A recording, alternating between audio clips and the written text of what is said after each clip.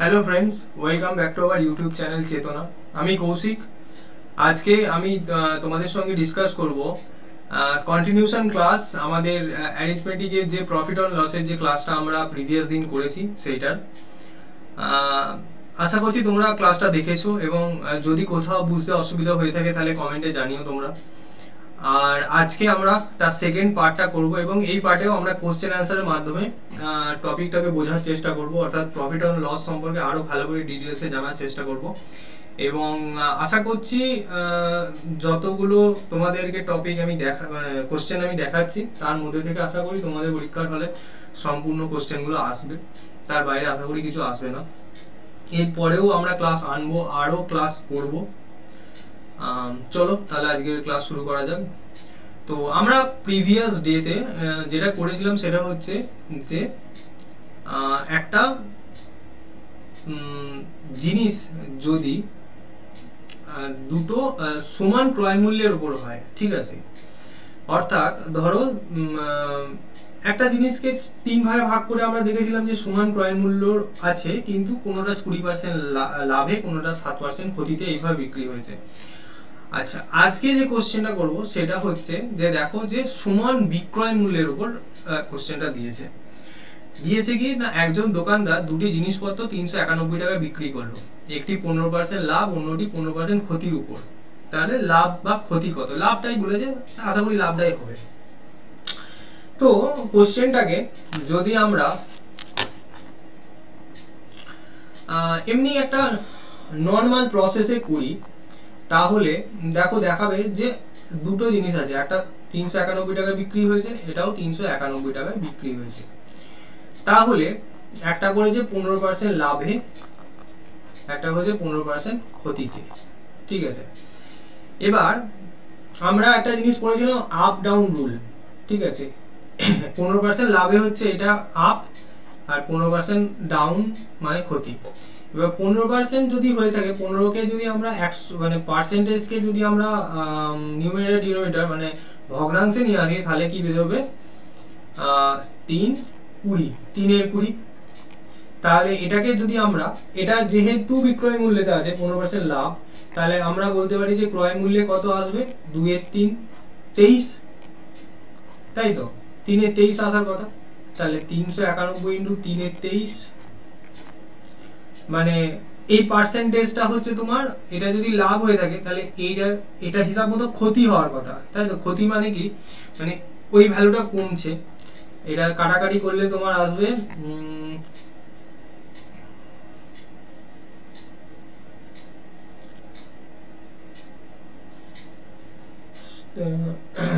23 দিয়ে দাঁড়াও, এটা মনে হচ্ছে কাটাকাটি যাবে। 23 একে 23, 3 6 1 61, 3 17, 3 17, এটা 51, ঠিক আছে, 51 হলো। তাহলে ক্রয় মূল্য কত আসছে তোমার? ক্রয় মূল্য আসছে 391 থেকে 51 বাদ দিলে আসবে তোমার, এটা যেহেতু বিক্রয় মূল্য ছিল, এটা হচ্ছে আমার লাভটা পেয়ে গেলাম, ঠিক আছে। লাভ হয়েছে 15% যেহেতু বলেছিলাম, 51টা হচ্ছে লাভ। তাহলে 0 4 340, ঠিক আছে। এর ক্ষেত্রে দেখো 15% ক্ষতি বলেছে, ঠিক আছে। 15% ক্ষতি মানে সিমিলারলি 20 3 এটা, তাহলে এটা আসবে 317 আপ, ঠিক আছে। যেহেতু 20 - 3 হবে, তাহলে 391 ইন্টু 3/17 মানে হচ্ছে তোমার 23 ইন্টু 3, ঠিক আছে, 69 টাকা। তাহলে 391 প্লাস 69 হবে, কারণ বলেছে এটা ক্ষতি হয়েছে, তাহলে আমার ক্রয় মূল্যটা নিশ্চয়ই বেশি, বিক্রয় মূল্যটা যেহেতু কম হয়েছে সেই জন্য ক্ষতি হয়েছে। তাহলে 0 6 9 15 16 6 460। তাহলে টোটাল আমার ক্রয় মূল্য কত ছিল? 800 টাকা, কারণ এই দুটো যোগ করলে হবে 800 টাকা, ঠিক আছে। টোটাল ক্রয় মূল্য এটা। আর বিক্রয় মূল্য টোটাল কত হয়েছে? 2 9 9 18 8 হাতে গেলে 1 3 3 6 1 7, ঠিক আছে। তাহলে আমার টোটাল মানে প্রফিট, এখানে তো প্রফিট হয়নি, লাভ হয়নি, ক্ষতি হয়েছে, কারণ আমার দামটা তো কম হচ্ছে। 800 টাকা টোটাল হচ্ছে তোমার দাম, এখানে লাভ কত? এটা ভুল কোশ্চেনটা আছে, ঠিক আছে। আচ্ছা, 8 হাতে গেলে 1 9 18, ঠিক আছে, 800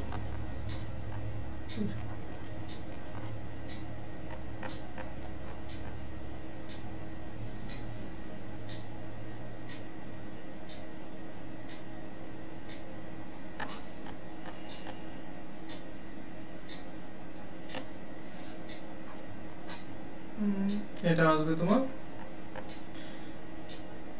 9/4 মানে 2.25%, তাই না? এরকম কিছু একটা আসছে। 9/4 মানে হচ্ছে 2.25%।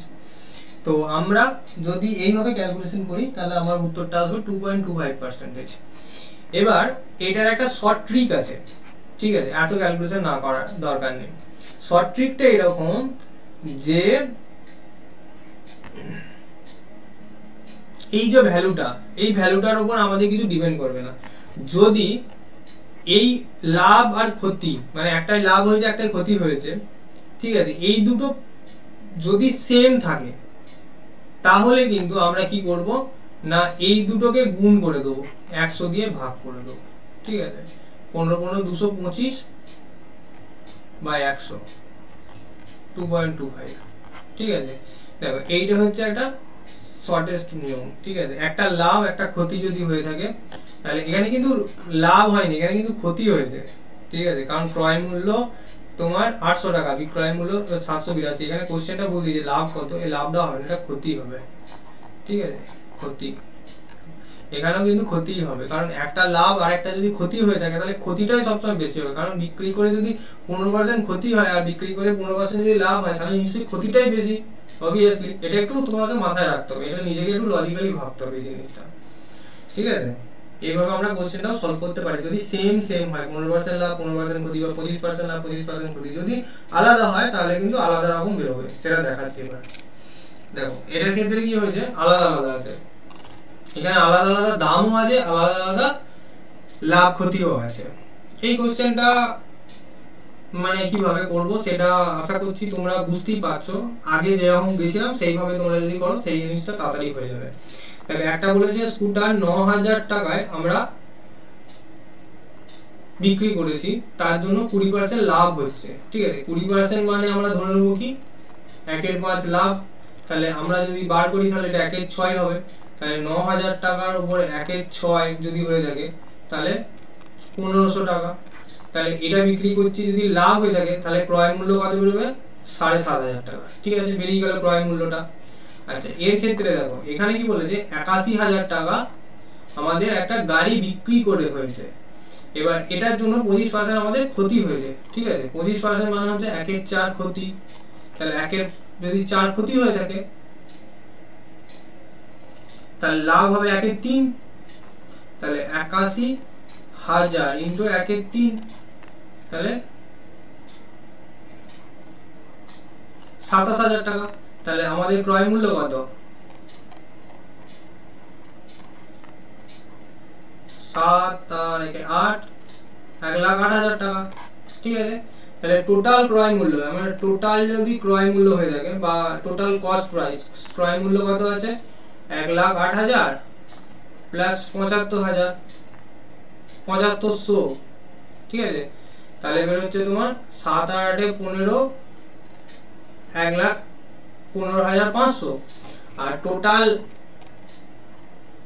সেলিং প্রাইস মানে হচ্ছে টোটাল হচ্ছে বিক্রয় মূল্য কত 81 আর 9 90,000 টাকা।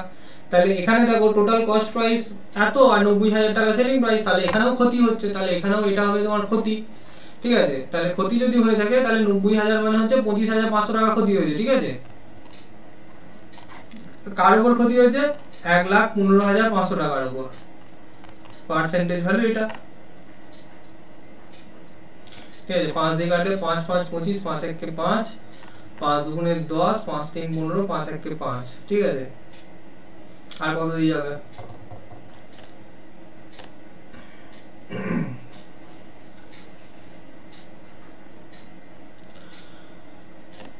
51/231। এটা কাইন্ড অফ একটা উত্তর আসবে, এরকম কিছু একটা আসবে। আচ্ছা তোমাদের পরীক্ষার হলে যে কোশ্চেনগুলো থাকবে সেগুলোর অপশন অবভিয়াসলি সোজা থাকবে এবং কোশ্চেনের মানে যে ডেটাগুলো থাকবে সেগুলোও খুব সোজা সোজা থাকবে। আমি তোমাদের শুধুমাত্র শক্ত ডেটা দিয়ে দেখাচ্ছি যাতে করে তোমাদের পরবর্তীকালে অসুবিধা না হয়, যে শক্ত ডেটা দিয়ে করলেও ক্যালকুলেশন করলেও কিন্তু উত্তর আসে বা উত্তর বার করার মতো জায়গায় পৌঁছায় যেখান থেকে তুমি অপশন দেখে উত্তরটা করতে পারবে। আমি হয়তো আমরা একটা জায়গায় নিয়ে যাচ্ছি যেখান থেকে অপশন দেখে তোমাকে উত্তরটা করতে হবে, বাট তোমাদের পরীক্ষায় হলে কিন্তু ডেটা এতটা শক্ত থাকবে না আশা করছি, সেই জন্য আমি তোমাদের শক্তটাই বোঝাই যাতে করে তোমরা সোজাটা করতে পারো। নেক্সট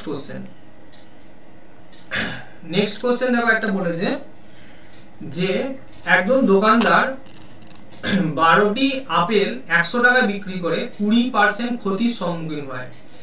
20% লাভের জন্য সে কটি আপেল বিক্রি করবে? ঠিক আছে, মানে বলছে কি 100 টাকায় 12টা আপেল বিক্রি করে 20% ক্ষতি হয়ে যায়। ঠিক আছে, তাহলে ধরো ও যদি লাভ ক্ষতি না করতো, তাহলে আমি ধরে নিলাম যে ও 100 টাকায় 100টা আপেল বিক্রি করছে।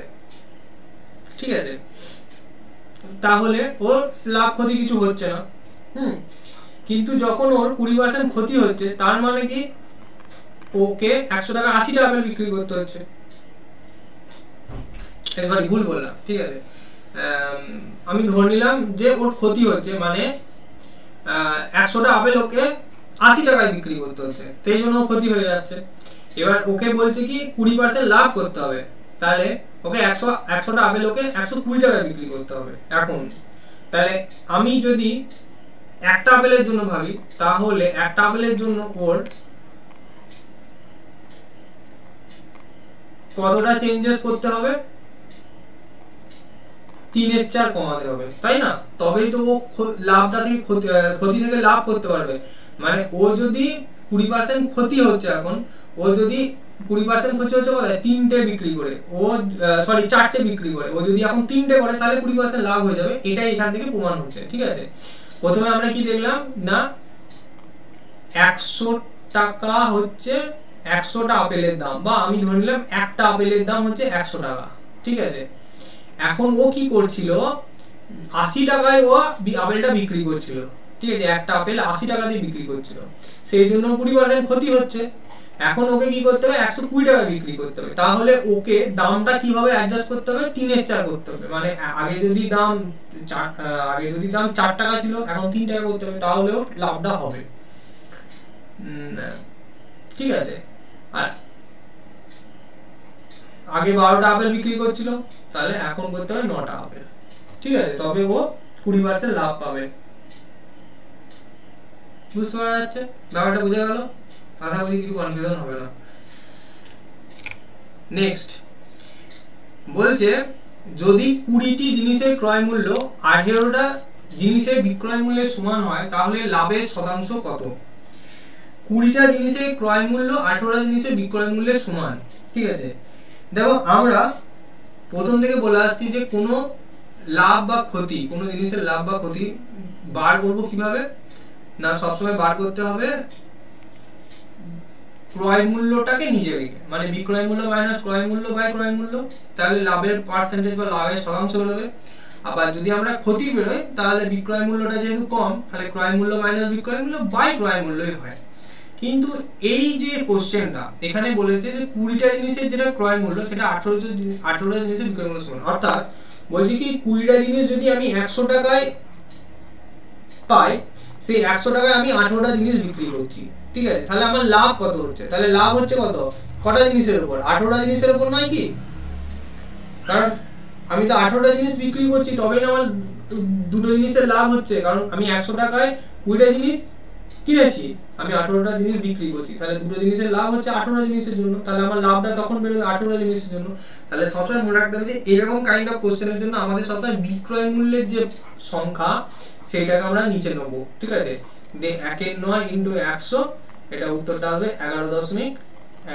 ঠিক আছে, পার্সেন্টেজ 11.11%। ঠিক আছে, এইভাবে আমাদের কোশ্চেনটা সলভ করতে হবে। ঠিক আছে, চলো নেক্সট কোশ্চেনে যাওয়া যাক। আচ্ছা, এই কোশ্চেনটা খুব ভালো এবং খুব বুঝে শুনে তোমরা করবে, ভেবে উত্তর দেবে। বলছে, একজন ব্যবসায়ী তার একটি টেবিল 6.5% লাভে বিক্রি করেন। যদি তিনি এটি 1250 টাকা বেশি দামে বিক্রি করেন, তাহলে তিনি 19% বেশি লাভ করতেন। তাহলে কেনা দাম কত বা ক্রয় মূল্য কত হবে, সেটা আমাকে বার করতে বলেছে। বলছে একটা জিনিস, মানে ধরো 100 টাকায় লোকটা কিনেছে, সে 106 টাকা 50 পয়সাতে বিক্রি করছে, ঠিক আছে, তাহলে 6.5 টাকা লাভ হচ্ছে, এখানে বলে দিয়েছে 6.5 টাকা। এবার বলছে ও ওই জিনিসটাকে 119 টাকায় বিক্রি করতে চাইছে। কখন বিক্রি করবে? যদি আরো 1250 টাকা বেশি দামে বিক্রি করতো। তাহলে এই যে এইখান থেকে মানে 106 টাকা থেকে 119 টাকা যে গ্যাপটা, কত টাকা গ্যাপ আছে?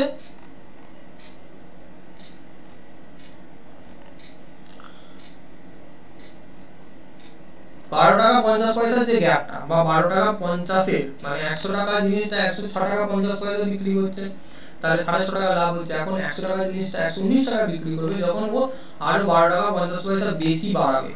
এই 12 টাকা 50 পয়সার দামটা কার সমান হবে? 1250। এই যে 1250 এটার সমান, তাহলে 1 সমান কত? 100 টাকা, ঠিক আছে। 100 সমান কত হবে? 10,000 টাকা। তাহলে তার জিনিসটা কেনা দাম কত পড়বে? 10,000 টাকা, ঠিক আছে। 10,000 টাকা কেনা দাম। বিক্রয় মূল্য কত? 6 টাকা 50 পয়সা লাভ, মানে 100 টাকা 106 টাকা 50 পয়সা। তাহলে 10,000 টাকা যদি হয়ে থাকে তাহলে কটা হবে? 6,500 টাকা। তাহলে 1,06,500 টাকা, এটা হচ্ছে বিক্রয় মূল্য। যদি বিক্রয় মূল্য জানতে চাই আর কি, ঠিক আছে, এরকম ভাবে কোশ্চেন আসে। সরি, ভুল লিখলাম তো, 16,500 টাকা হবে। হ্যাঁ, 10,000 টাকার দামটা 16,500 টাকা, 6,500 টাকা লাভ হয়েছে। 6 টাকা 50 পয়সা, 100 টাকায় 6 টাকা 50 পয়সা লাভ, তাহলে 10,000 টাকায় 6,500 টাকা লাভ, তাহলে 16,500 টাকা হচ্ছে তার বিক্রয় মূল্য হওয়ার কথা, ঠিক আছে। নেক্সট কোশ্চেন যাই। আচ্ছা, বলছে একজন অসাধু ব্যবসায়ী দাবি করে যে সে তার পণ্যটি ক্রয় মূল্য বিক্রি করে, কিন্তু সে 1 কেজির জন্য 930 গ্রাম ওজন ব্যবহার করে, ঠিক আছে। বলছে যে কোশ্চেনটা, যে একটা অসাধু ব্যবসায়ী, লোকটা যে দামে কিনেছে মালটা সেই দামেই বিক্রি করছে, কিন্তু 1 কেজির জায়গায় একটা 930 গ্রামের বাটখারা ব্যবহার করছে, দিয়ে বলছে 1 কেজি মাল, ঠিক আছে। তাহলে ওর লাভ কত হচ্ছে? এটা একটা ফ্রড ব্যবসায়ী, ঠিক আছে। এবার আমি ধরো এরকম ভাবে যদি কোশ্চেনটা করি যে 100 টাকায় তোমায় 100 গ্রাম বা 1000 গ্রাম মাল দিত, 1 কেজি মাল দেওয়ার কথা, কিন্তু ও 100 টাকা নিচ্ছে, তোমাকে মাল দিচ্ছে 930 গ্রাম, ঠিক। তাহলে তোমাকে কত গ্রামের কম দিচ্ছে? 70 গ্রাম কম দিচ্ছে। কার উপর দিচ্ছে? 930 গ্রামের উপর, কারণ তোমাকে 930 গ্রাম মাল দিচ্ছে, ঠিক আছে। এটা 100%। এটা কেটে দাও, 7/93, সরি সব কেটে গেল, 700/93, এটা পার্সেন্টেজ, এটা হচ্ছে উত্তর, ঠিক আছে। লাভ হচ্ছে এতটা, মনে রাখবে। বুঝতে পারলে কোশ্চেনটা কি বললাম? 100 টাকায় ধরো আমি 1000 গ্রাম মাল পেতাম, যেহেতু 100 টাকা কিনেছে, 100 টাকাই ধরো বিক্রি হয়েছে, তাহলে 1000 গ্রাম মাল পাওয়ার কথা, কিন্তু 100 টাকায় ও 930 গ্রাম মাল দিচ্ছে, তাহলে আমার কত কম দিচ্ছে? 70 গ্রাম কম দিচ্ছে। কার উপর দিচ্ছে কম? 930 গ্রামের উপর। তাহলে ও টোটাল লাভ করছে এইটা, 70 গ্রামটাই ওর লাভ, ঠিক আছে। কার উপর? 930 গ্রামের উপর লাভ, ঠিক আছে। বোঝা গেল? ওকে, আজকের জন্য এই পর্যন্তই। আশা করছি তোমাদের ভিডিওটা ভালো লেগে থাকবে। দুটো পার্টই তোমরা দেখবে, এবং আমরা অফলাইনেও ক্লাস করাচ্ছি। তো তোমরা যারা যারা ইন্টারেস্টেড অফলাইনে ক্লাসের জন্য, তারা আমার এই মোবাইল নাম্বারে যোগাযোগ করতে পারো। আমি মোবাইল নাম্বারটা লিখে দিচ্ছি, প্লাস ডেসক্রিপশন বক্সেও মোবাইল নাম্বার দেওয়া আছে এবং অ্যাড্রেস দেওয়া আছে। তোমরা কল করে বা হোয়াটসঅ্যাপ করে তোমরা এই নাম্বারে যোগাযোগ করতে পারবে। এবং আশা করি তোমাদের ভিডিওটা ভালো লাগবে, এবং ভিডিও ভালো লাগলে সাবস্ক্রাইব করবে, চ্যানেলটা লাইক করবে এবং ভিডিওটা শেয়ার করবে। ফোন নাম্বারটা আমি লিখে দিচ্ছি,